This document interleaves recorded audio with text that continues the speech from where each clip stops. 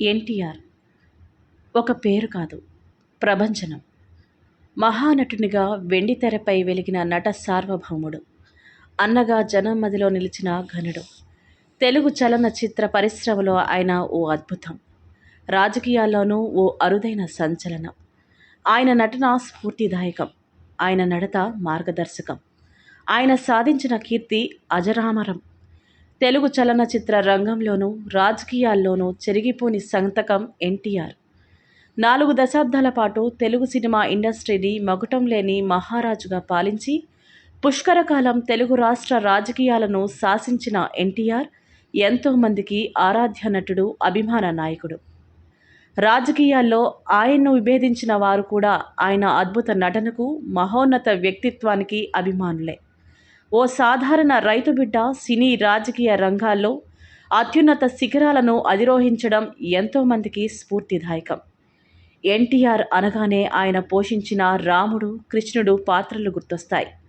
అయితే ఎన్నో సాంఘిక చిత్రాల్లో సామాన్యుడికి అండగా ఉండే పాత్రలు పోషించిన ఆయన రాజకీయాల్లోకి వచ్చి ముఖ్యమంత్రి అయ్యాక కూడా ఓ ఒరవడిని కొనసాగిస్తూ పలు సంక్షేమ కార్యక్రమాలతో అసలు సిసలు సోషల్ స్టార్గా వెలుగొందారు. నందమూరి తారక రామారావు 1923 మే 28వ తేదీన సాయంత్రం 4:32 ఆంధ్రప్రదేశ్ రాష్ట్రంలోని కృష్ణా జిల్లా పామర్రు మండలంలోని నిమ్మకూరు గ్రామంలో లక్ష్మయ్య, వెంకటరామమ్మ దంపతులకు జన్మించాడు.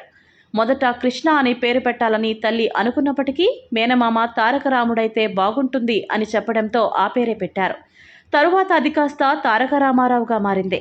పాఠశాల విద్య విజయవాడ మున్సిపల్ ఉన్నత పాఠశాలలో చదివాడు. తర్వాత విజయవాడ ఎస్ఆర్ఆర్ కాలేజీలో చేరాడు. ఇక్కడ విశ్వనాథ సత్యనారాయణ తెలుగు విభాగానికి అధిపతి. ఒకసారి రామారావును ఒక నాటకంలో ఆడవేషం వేయమన్నారు. అయితే రామారావు తన మీసాలు తీయడానికి సస్యమీర అన్నారు. మీసాలతోటే నటించడం వల్ల అతనుకు మీసాల నాగమ్మ అనే పేరు తగిలించారు. 1942 మే నెలలో 20 ఏళ్ల వయసులో మేనమామ కుమార్తె అయిన బసవ రామతారకాన్ని పెళ్లి చేసుకున్నాడు. వివాహో విద్యా నాశనాయ అన్నట్లు పెళ్లైన తర్వాత పరీక్షల్లో 2 సార్లు తప్పాడు. తర్వాత గుంటూరు ఆంధ్ర క్రిస్టియన్ కళాశాలలో చేరాడు. అక్కడ కూడా నాటక సంఘాల కార్యకలాపాలలో చురుగ్గా పాల్గొనేవాడు. ఆ సమయంలోనే నేషనల్ ఆర్ట్స్ థియేటర్ గ్రూప్ అనే నాటక సంస్థను స్థాపించి కొంగర జగ్గయ్య, ముక్కామల, నాగభూషణం, కేవీఎస్ శర్మ తదితరులతో చేసిన పాపం వంటి ఎన్నో నాటకాలు ఆడాడు. తర్వాతి కాలంలో ఈ సంస్థ కొన్ని చిత్రాలను కూడా నిర్మించింది. ఎన్టీఆర్ మంచి చిత్రకారుడు కూడా. రాష్ట్ర వ్యాప్త చిత్రలేఖన పోటీలలో అతనుకు బహుమతి కూడా వచ్చింది. తారక రామారావు, బసవ తారకం దంపతులకు 11 మంది సంతానం. 11 మందిలో 7 కుమారులు, 4 కుమార్తెలు. జయకృష్ణ, సాయికృష్ణ, హరికృష్ణ, మోహనకృష్ణ, బాలకృష్ణ, రామకృష్ణ, జయశంకర్ కృష్ణ కుమారులుగా కాగా లోకేశ్వరి, దగ్గుపాటి పురంధరేశ్వరి, నారా భువనేశ్వరి, కంఠమనేని ఉమామహేశ్వరి కుమార్తెలు. రామారావు గారు కాలేజీలో విద్యాభ్యాసం చేస్తున్నప్పుడు వారి ఆస్తి మొత్తం ఏవో కారణాల వల్ల హరించుకుపోయింది. అప్పుడు యుక్త వయసులో ఉన్న రామారావు జీవనం కోసం అనేక పనులు చేశాడు. కొన్ని రోజులు పాల వ్యాపారం, తర్వాత కిరాణా కొట్టు, ఆపై ఒక ముద్రణాలయాన్ని కూడా నడిపాడు. ఆర్థిక ఇబ్బందులు ఉన్నప్పటికీ అప్పు చేసేవాడు కాదు. రామారావు 1947లో పట్టభద్రుడయ్యాడు. తదనంతరం అతను మద్రాసు సర్వీసు కమిషన్ పరీక్ష రాశాడు. పరీక్ష రాసిన 1100 మంది నుండి ఎంపిక చేసిన 7గురిలో ఒకటిగా నిలిచాడు. అప్పుడు అతనుకు మంగళగిరిలో సబ్ రిజిస్ట్రార్ ఉద్యోగం లభించింది. అయితే సినిమాలలో చేరాలనే ఆశయం కారణంగా ఆ ఉద్యోగంలో 3 వారాల కంటే ఎక్కువ ఉండలేకపోయాడు. ప్రముఖ నిర్మాత బిఎస్ సుబ్బారావు ఎన్టీఆర్ ఫోటోను ఎల్వి ప్రసాద్ దగ్గర చూసి వెంటనే అతన్ను మద్రాసు పిలిపించి పల్లెటూరి పిల్ల సినిమాలో కథానాయకుడిగా ఎంపిక చేశారు. దీనికి గాను రామారావుకి 1116 పారితోషికం లభించింది. వెంటనే అతను తన సబ్ రిజిస్ట్రార్ ఉద్యోగానికి రాజీనామా చేసేశాడు. కానీ సినిమా నిర్మాణం వెంటనే మొదలవలేదు. ఈలోగా మన దేశం అనే సినిమాలో అవకాశం రావడంతో దానిలో నటించాడు. అంచేత అతను మొదటిసారి కెమెరా ముందు నటించిన సినిమా మన దేశం అయింది.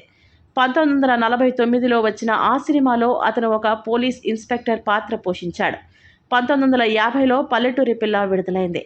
అదే సంవత్సరం ఎల్వి ప్రసాద్ షావుకారు కూడా విడుదలైంది. అలా నందమూరి తారక రామారావు చలనచిత్ర జీవితం ప్రారంభమైంది. 2 సినిమాల తర్వాత ఎన్టీఆర్ తన నివాసం మద్రాసుకు మార్చివేశాడు. 1000 లైట్స్ ప్రాంతంలో ఒక చిన్న గదిని అద్దెకు తీసుకొని అందులో ఉండేవాడు. ఆయనతో పాటుగా ఆ గదిలో యోగానంద్ కూడా ఉండేవాడు. నన్ను నటించే సినిమాల్లో మారువేషాలు వేయాలనే సరదా ఎన్టీఆర్కు ఉండేది. అందుకే సినిమా ఏ జానర్ అయినా అందులో కనీసం 1, 2 మారువేషాలైనా ఎన్టీఆర్ వేసేవారు. అలాంటి సీన్స్ రాయమని రచయితలకు ప్రత్యేకంగా చెప్పేవారు. అందుకు కారణం లేకపోలేదు. ఆ సీన్స్‌ను ప్రేక్షకులు ఎక్కువ ఎంజాయ్ చేసేవారు. అవే కాదు, థియేటర్స్‌లో ఈలలు, చప్పట్లతో మాస్ ఆడియన్స్‌ను మెప్పించే సీన్స్ విషయంలో స్పెషల్ కేర్ తీసుకునేవారు ఎన్టీఆర్. ఆయన ఎక్కువ మారువేషాలు వేసిన సినిమా వేములవాడ భీమకవి. కథకు అవసరం లేకున్నా ఎవరితోనైనా ఆయన ఫైట్ చేస్తే ప్రేక్షకులు ఆ సినిమాలను ఇష్టపడేవారు. కానీ ఎన్టీఆర్‌ను ఏడిపిస్తే ప్రేక్షకులు చూడరు అనేది కొందరు దర్శకుల అభిప్రాయం. అది నిజమేనన్నట్టు 'వివాహబంధం', 'సంగీత లక్ష్మి', 'డాక్టర్ ఆనంద్', 'నిర్దోషి' లాంటి చిత్రాల్లో ఎన్టీఆర్ సాత్విక పాత్రలు పోషిస్తే ప్రేక్షకులు తిరస్కరించారు. అయినప్పటికీ మాస్ ఆడియన్స్ మెచ్చే కమర్షియల్ ఎంటర్‌టైనర్స్‌లో నటిస్తూ మరోవైపు తన మనసుకు నచ్చిన సాత్విక పాత్రలతోనూ మెప్పించారు. 'రక్తబంధం', 'గుడిగంటలు', 'బడిపంతులు' లాంటి సాంఘిక చిత్రాలతో పాటు 'భీష్మ' లాంటి పౌరాణిక పాత్రలు, 'తెనాలి రామకృష్ణ', 'పల్నాటి యుద్ధం', 'బొబ్బిలి యుద్ధం' లాంటి చారిత్రక చిత్రాల్లో రాజదర్పం, హుందాతనం చూపిస్తూనే సాత్వికతను చూపించారు. 'రాముడు', 'కృష్ణుడు' పాత్రల్లోనూ ఎంతో సాత్వికతను చూపించారు. తన కెరీర్‌లో 30 సార్లకు పైగా డ్యూయల్ రోల్‌లో కనిపించి అలరించారు ఎన్టీఆర్.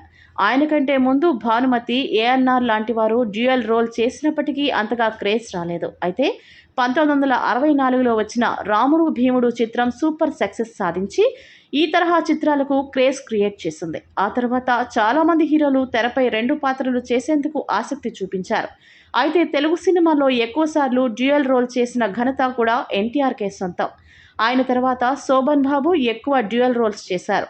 కెరీర్ ప్రారంభంలో ఎన్టీఆర్ సోషల్ డ్రామాలకు పర్ఫెక్ట్ యాప్ట్ అనుకున్నారంతా. అయితే ఎన్టీఆర్‌తో కేవీ రెడ్డి తీసిన 'పాతాళ భైరవి' ఆ అభిప్రాయాన్ని మార్చి జానపద చిత్రాల హీరోగాను ఎన్టీఆర్‌ను ప్రేక్షకులకు దగ్గర చేసింది. దీంతో జానపద చిత్రాల్లో హీరో అంటే తోటరాముడిలా ఉండాలనే భావన ప్రేక్షకులకు ఏర్పడింది.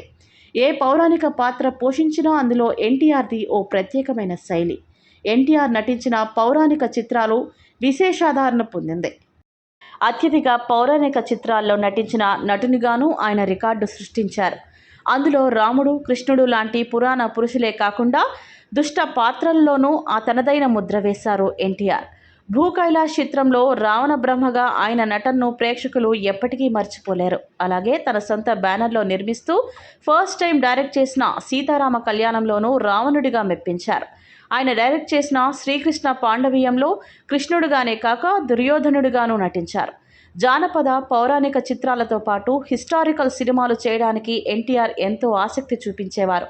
'సామ్రాట్ అశోక్', 'అక్బర్ సలీం అనార్కలి', 'వేములవాడ భీమకవి', 'చాణక్య చంద్రగుప్త' లాంటి చారిత్రక చిత్రాల్లో ఆయన వ్యక్తుల పాత్రలకు ప్రాణం పోశారు. 'శ్రీమద్ విరాట్ వీరబ్రహ్మేంద్ర స్వామి చరిత్రలో' టైటిల్ రోల్తో పాటు గౌతమ బుద్ధుడు, ఆదిశంకరుడు, రామానుజం, వేమన పాత్రల్లో కనిపించి ప్రేక్షకులకు కనువిందు చేశారు. నాటకాల్లో వేషాలు వేయడం మొదలు రాజకీయ నేతగా తన చివరి శ్వాస వదిలే వరకు అలుపెరగని పోరాటం చేశారు ఎన్టీఆర్. తన లక్ష్య సాధన కోసం ఎన్నో అవాంతరాలను ఎదుర్కొంటూ పోరాట పటిమను చూపారు. అదే ఆయన్ని అసాధారణ వ్యక్తిగా, మహోన్నతుడిగా నిలబెట్టింది. చాలామంది ఆయన్ని ఆవేశపరుడని అనేవారు. అంతే మొండితనం కూడా ఆయన సొంతం. ఒక మాట ఇస్తే దానికి తిరుగుండేది కాదు. 6 నూరైనా దాన్ని అమలు చేసేవారు. అందుకోసం అహోరాత్రులు శ్రమించడం ఆయనకు అలవాటు. ఇక క్రమశిక్షణ, నియమనిష్టలు అనేవి ఆయన జీవితంతో మమేకమయ్యాయి. కృషి ఉంటే మనుషులు ఋషులవుతారు అన్నట్టుగా ఒక లక్ష్యం, ధ్యేయం, ఆదర్శం ఉంటే సాధించలేనిది ఏదీ లేదని చెప్పడానికి ఆయన జీవితమే నిదర్శనం. కృషి, పట్టుదల, పోరాట పటిమతో తెలుగువారి అభిమాన కథానాయకుడు అయ్యారు. ఆ తర్వాత నిర్మాతగా, దర్శకుడిగా మారి బహుముఖ ప్రజ్ఞతో మెప్పించారు. 60 ఏళ్ల వయసులో పార్టీ ప్రచార పగ్గాలందుకొని ఎండ, వానలను లక్ష్య పెట్టకుండా 35,000 కిలోమీటర్లు ఊరూరా తిరుగుతూ తన ఆశయాలు, సిద్ధాంతాలు ప్రజలకు తెలియజేశారు. ఇటు సినిమాల్లోనూ, అటు రాజకీయాల్లోనూ తరిగిపోని రికార్డులెన్నో నెలకొల్పారు ఎన్టీఆర్. అయితే ఆయనెప్పుడూ రికార్డుల వెంట పడలేదు. తన దగ్గరకు వచ్చిన పాత్రలు చేశారు. అరుదైన రికార్డులే ఆయన్ను వెతుక్కుంటూ వచ్చాయి. దేశంలోనే 100 చిత్రాలు పూర్తి చేసుకున్న ఫస్ట్ హీరోగా నిలిచారు ఎన్టీఆర్. అలాగే 200 చిత్రాల్లో నటించిన మొదటి హీరో కూడా ఆయనే. ఇక తెలుగులో 300 చిత్రాలు మైలురాయి దాటిన ఫస్ట్ హీరో కూడా ఎన్టీఆరే. ఆయన 100వ చిత్రమైన 'గుండమ్మ కథ' 200వ చిత్రమైన కోడలు దిద్దిన కాపురం, 300వ చిత్రమైన మేజర్ చంద్రకాంత్ భారీ విజయాలను అందుకున్నాయి. 1964లో 18 చిత్రాల్లో నటించి అప్పట్లో అరుదైన రికార్డు నమోదు చేశారు. అందులో 10కి పైగా కాస్ట్యూమ్ డ్రామాస్ కావడం విశేషం. 1983 జనవరి 9 హైదరాబాద్ లాల్ బహదూర్ స్టేడియం రాష్ట్ర వ్యాప్తంగా కదిలివచ్చిన అశేష జనవాహిని మధ్య ఎన్టీఆర్ తొలిసారి ముఖ్యమంత్రిగా ప్రమాణ స్వీకారం చేశారు. పార్టీ నెలకొల్పిన 9 నెలల వ్యవధిలో 200కు పైగా సీట్లు సాధించి ఆంధ్రప్రదేశ్ లాంటి పెద్ద రాష్ట్రానికి ఒక సినీ నటుడు ముఖ్యమంత్రి కావడం అనేది ఓ చరిత్ర. సీఎంగా ప్రమాణ స్వీకారం చేసింది మొదలు తన పరిపాలనా దక్షత, ప్రవేశపెట్టిన పథకాలు, ప్రవర్తించిన తీరుతో జననేతగా ప్రజలు ఆయనకు జేజేలు పలికారు. ఆ తర్వాత వరుసగా 3 సార్లు ముఖ్యమంత్రిగా ప్రమాణ స్వీకారం చేసే అరుదైన అవకాశం ఆయనకే దక్కింది. 1989 డిసెంబర్లో జరిగిన ఎన్నికల్లో 73 సీట్లకే పరిమితమయ్యారు ఎన్టీఆర్. దీంతో తెలుగుదేశం పార్టీ అసెంబ్లీలో తొలిసారి ప్రతిపక్షంలో కూర్చుంది. అయితే కేంద్ర రాజకీయాల్లో చురుకైన పాత్ర పోషించారు. నేషనల్ ఫ్రంట్ చైర్మన్గా రాజీవ్ గాంధీ నేతృత్వంలోని కాంగ్రెస్ పార్టీని గద్దె దింపడంలో ఆయన కీలక పాత్ర పోషించారు. ఎన్టీఆర్ పరిపాలన అనగానే ముందుగా గుర్తుకు వచ్చేవి ఆయన ప్రవేశపెట్టిన సంక్షేమ పథకాలే. పేదవాడికి కూడు గూడు గుడ్డ అనే నినాదంతో సంక్షేమ పథకాలు తీసుకొచ్చిన తొలి నాయకుడు ఎన్టీఆర్. ఆయన పాలన కాలంలో తీసుకొచ్చిన కొన్ని పథకాలు: ₹2కే కేజీ బియ్యం. 1983లో ఆయన అధికారంలోకి రాగానే పేదవాడి కడుపు నింపాలనే ఉద్దేశంతో ఈ స్కీమ్ను తీసుకొచ్చారు. ఈ పథకాన్ని అప్పటి సెంట్రల్ గవర్నమెంట్ కూడా మెచ్చుకుంది. విశ్వవిఖ్యాత నట సార్వభౌముడిగా బిరుదాంకితుడైన అతను 44 ఏళ్ల సినిమా జీవితంలో ఎన్టీఆర్ 13 చారిత్రకలు, 55 జానపద, 186 సాంఘిక, 44 పౌరాణిక చిత్రాలు చేశారు. 1968 భారత ప్రభుత్వం నుండి పద్మశ్రీ అవార్డు అందుకున్నారు. 1978లో ఆంధ్ర విశ్వవిద్యాలయం నుండి గౌరవ డాక్టరేటు కళా ప్రపూర్ణ స్వీకరించారు. ఎన్టీఆర్ పేరిట సినిమా ప్రముఖులకు జీవిత కాలంలో చేసిన సేవకు గుర్తింపుగా ఎన్టీఆర్ జాతీయ పురస్కారాన్ని ఆంధ్రప్రదేశ్ ప్రభుత్వం 1996లో నెలకొల్పింది. 2002 వరకు ఇస్తూ వచ్చిన ఈ అవార్డును ప్రభుత్వం తర్వాత నిలిపివేసింది. ఎన్టీఆర్ వర్ధంతి సందర్భంగా 2006 జనవరి 18న ఈ పురస్కారాన్ని పునరుద్ధరించాలని ప్రభుత్వం నిర్ణయించింది.